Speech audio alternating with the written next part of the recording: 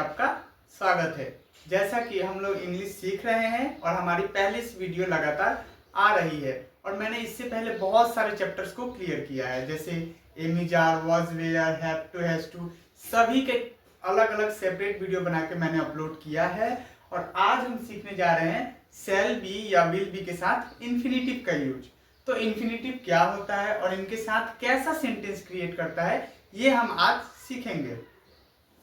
और देखिए, आप इंग्लिश सीख रहे हैं और मैं आपको स्टार्टिंग से इंग्लिश सिखा रहा हूं, तो आप ये मत सोचिए कि आपको जल्दी करना है। बहुत लोग बोलते हैं कि नहीं 30 दिनों में इंग्लिश सिखा दूंगा, 90 दिन में, 3 महीने में, 2 महीने में। पॉसिबल नहीं होता है इतना जल्दी इंग्लिश सीख लेना। आप धीरे धीरे कीजिए, एक एक चैप्टर बेसिक को पहले मजबूत कीजिए। थोड़ा थोड़ा करते करते एक समय आएगा, अचानक से आपको लगेगा कि आपने सब सीख लिया है। ये मेरे साथ हुआ है, मेरी पर्सनल अनुभव है कि मैंने देखा है। मैं स्टार्टिंग में बहुत जल्दबाजी कर लिया था कि हाँ इंग्लिश में सीख ही जाऊंगा 1 महीने में ही, लेकिन कुछ फायदा नहीं होता है। आपने भी कोशिश किया होगा, आपको अगर याद हो तो आपने बहुत कोशिश किया कि हाँ मैं टेंस सीख लूँ, ये सीख लूँ। आप थोड़े बहुत सीखें, लेकिन आपको बेसिक ही नहीं पता कैसे बन रहा है, कैसे होता है। तो आप छोटी छोटी चैप्टर्स को एक एक करके धीरे धीरे धीरे धीरे आगे कीजिए। जिस तरह से कोई प्लांट है, उसको हम एक बार, बहुत छोटा है, अगर हम सोचेंगे कि एक ही बार उसको हम खींच के बड़ा कर दे, एक ही बार हम बड़ा कर लें पूरा, तो ये पॉसिबल कभी नहीं होता है। धीरे धीरे धीरे समय के साथ उसमें पानी डालेंगे, उसमें धूप मिलेगी, फोटोसिंथेसिस का ये प्रक्रिया होगा, तब वो धीरे धीरे करके एक बार में बड़ा नहीं होगा, धीरे धीरे करके बड़ा होगा। और जब वो इतना बड़ा हो जाएगा कि आपके छूने से भी वो नहीं हिलेगा। तो इंग्लिश भी ऐसी चीज है। आप सोचेंगे एक ही दिन में कंप्लीट हो जाए, 1 महीने में हो जाए, नहीं होगा। मिनिमम 6 महीने आपको लगातार पढ़ना है, लगातार पढ़ना है। 6 महीने में आपकी 50% या 40% आप क्लियर कर जाएंगे। बोलना, लिखना और समझना तो समझ जाएंगे।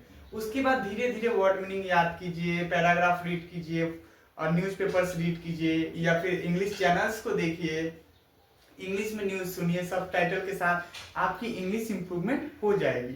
तो आप बने रहें। आज का हमारा टॉपिक है शैल बी। देखिए, हम लोग फ्यूचर की बात कर रहे हैं, यानी फ्यूचर टेंस नहीं करा रहा हूं मैं, ध्यान रखिएगा, मैं टेंस नहीं करा रहा हूं।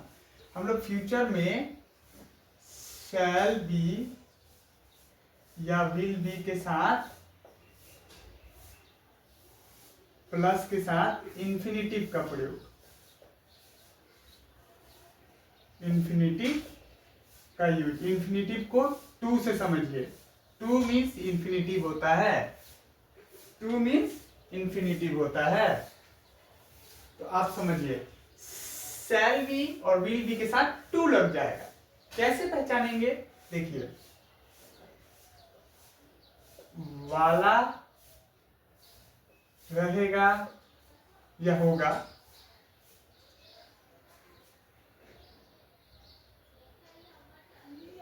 वाली रहेगी या फिर वाले रहेंगे।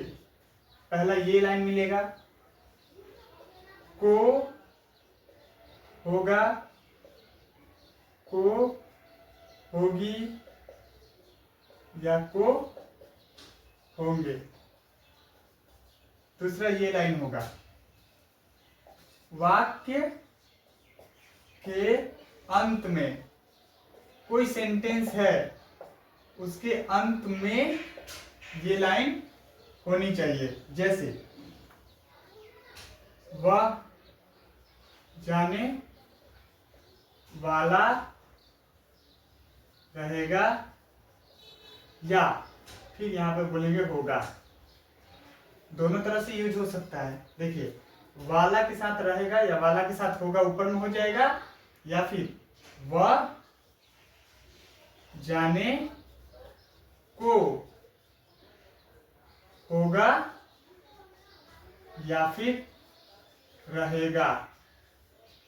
समझ पा रहे हैं? होगा या रहेगा कुछ भी हो सकता है। यानी फ्यूचर में कोई काम होने वाला है। जैसे वह जाने को रहेगा, यानी गया नहीं है, जाएगा भी नहीं, वह जाने को रहेगा, यानी तुरंत जाने वाला होगा, तुरंत उसी के बाद ही जाने वाला होगा। ऐसे सेंटेंस में हम शैल बी और विल बी के साथ का प्रयोग करते हैं। शैल बी के साथ टू का प्रयोग करते हैं पहली बार, या फिर विल बी के साथ टू का प्रयोग करते हैं। इन दोनों का मतलब एक ही होता है, यानी ऐसा नहीं है कि इसका मतलब कुछ और है, इसका मतलब और है। दोनों का मतलब इन दोनों में से कुछ भी हो सकता है, कोई भी एक हो सकता है पार्ट करके, ठीक है। इंग्लिश में क्या होता है कि इसका अर्थ बदलता नहीं है, ये दोनों सेम ही रहता है, बस नियम बना दिया गया है कि आई और बी के साथ शैल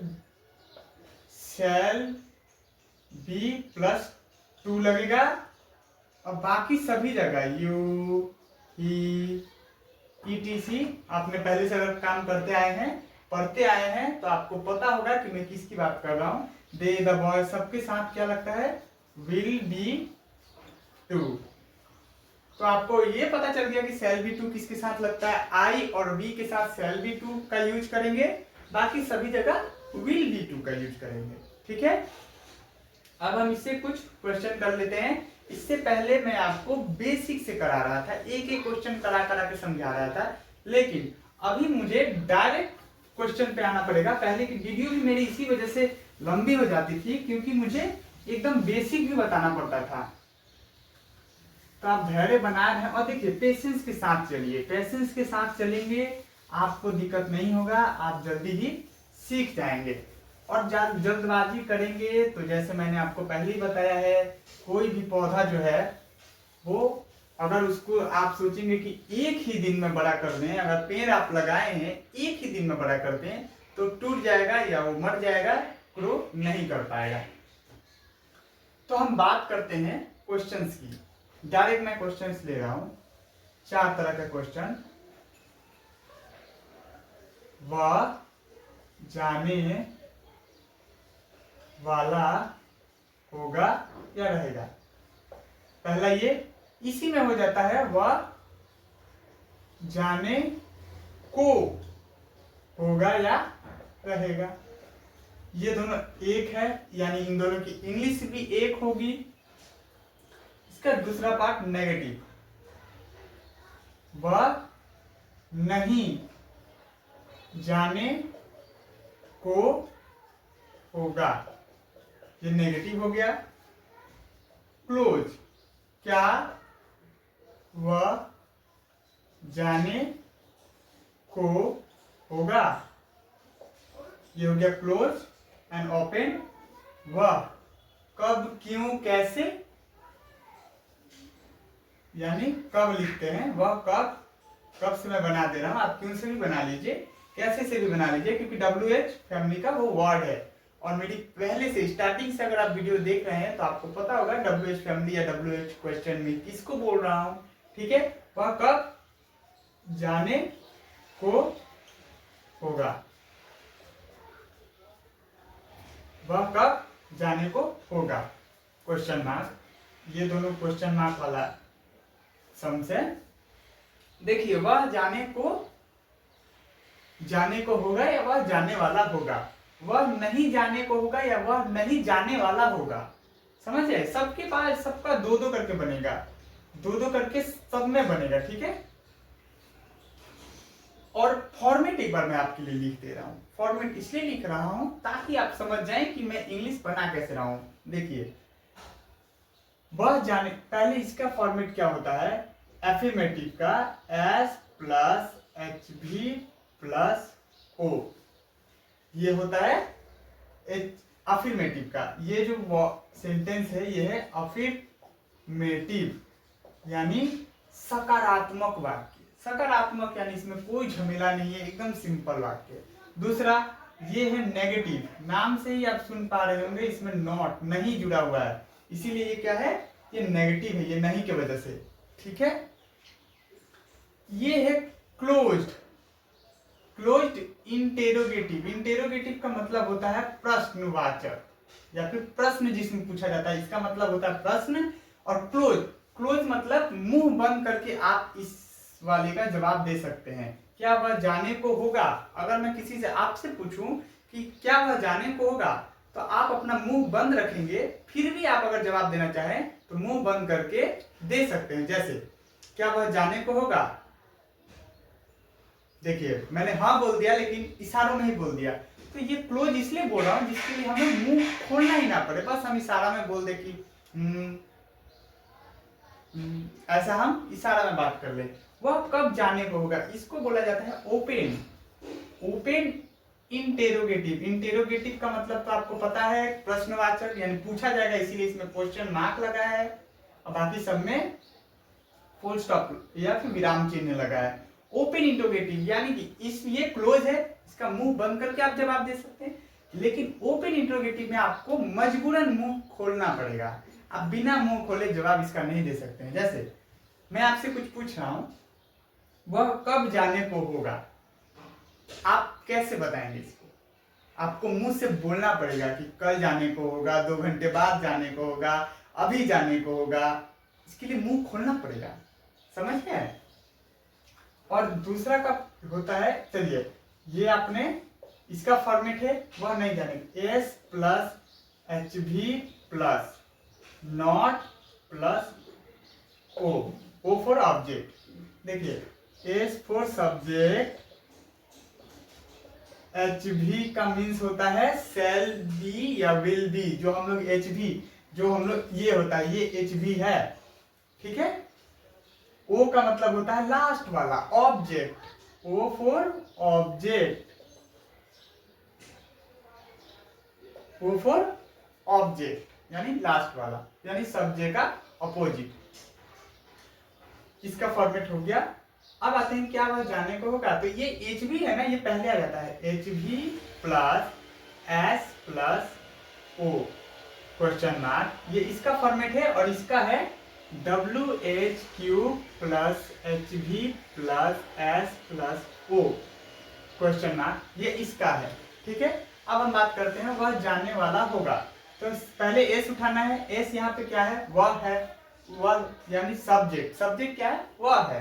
तो वह सब्जेक्ट किसे बोलते हैं, जिसके बारे में या फिर जो काम कर रहा है या फिर जिसके बारे में इसमें चर्चा किया गया है, यानी विषय वह। तो वह को इंग्लिश में हम लोग क्या बोलते हैं, ही। लड़का है तो ही, लड़की है तो सी। लड़का की बात करते हैं, ही।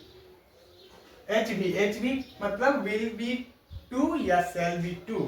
तो देखिए ही के साथ विल बी टू लगता है, मैंने थोड़ा देर पहले बता दिया, विल बी टू गो, ये हो गया he will be to go. और जाने वाला होगा या जाने को होगा और नहीं जाने को होगा, इसको कैसे बनाएंगे, ही विल नॉट बी, ध्यान रखिएगा नॉट, विल और बी के बीच में नॉट है, he will not be to go,